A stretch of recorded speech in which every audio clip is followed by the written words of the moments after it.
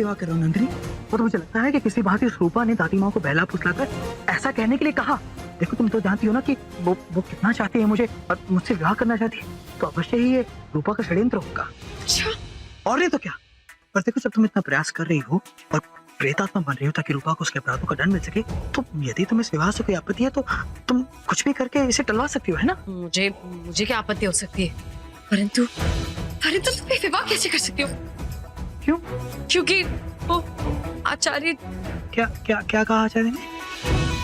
आचार्य जी के नियम अनुसार यदि तुम्हें विवाह करना है तो तुम्हें मुख्य महारानी से अनुमति लेनी होगी, और मैं तुम्हें अनुमति नहीं दूंगी। तो क्या तुम आचार्य जी के विरुद्ध जाके विवाह करोगे? नहीं नंदिनी, मैं आचार्य जी के विरुद्ध कहाँ जा रहा हूँ। और वैसे भी मैं विवाह तो नंदिनी से कर रहा हूँ ना। तो नंदिनी का वो तो रूपा है ना। हाँ, किंतु सत्य केवल तुम और मैं ही तो जानते हैं, और दुनिया की आंखों में तो वो नंदिनी है ना। और देखो अब दादी माँ ने मुझे ऐसा करने को कहा है, तो मैं दादी माँ की बात थोड़ी ना टाल सकता हूँ। तो कल दादी माँ बोलेगी कि सुहागरात मना लो, तो क्या मना लोगे?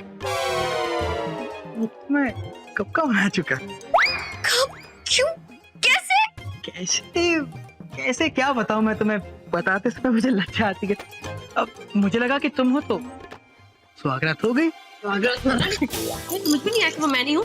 आप बताते थे ना कि मुझे प्रेम में और मुझे भावनाओं में और मुझे विवाह में विश्वास नहीं, तो फिर ये भावना कहाँ से आई? बिल्कुल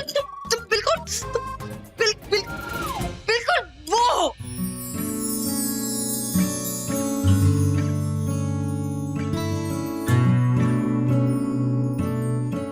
मैं तो केवल उपहास कर रहा था नंदिनी।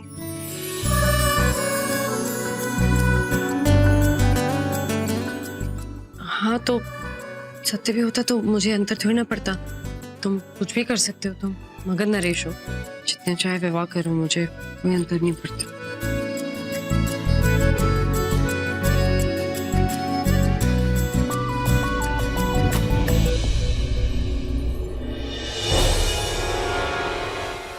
नंदिनी, मुझे पता है कि तुम ये विवाह नहीं होने दोगी, और यदि ये विवाह हुआ तो तुम विवाह से पूर्व इसका स्थान ले लोगी।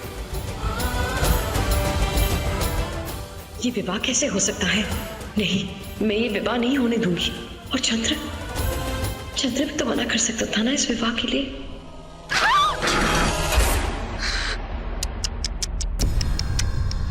क्या हुआ है रना बहन? तुम्हारे पति और हमारे शादी की खबर से खुश नहीं हो? तुम ऐसा नहीं कर सकती हो रूपा, नहीं कर सकती हो तुम ऐसा। चंद्र केवल मेरा है और तुम उसे मुझसे नहीं छेद सकती, समझी? ठीक बोली तुम, एकदम सही बोली।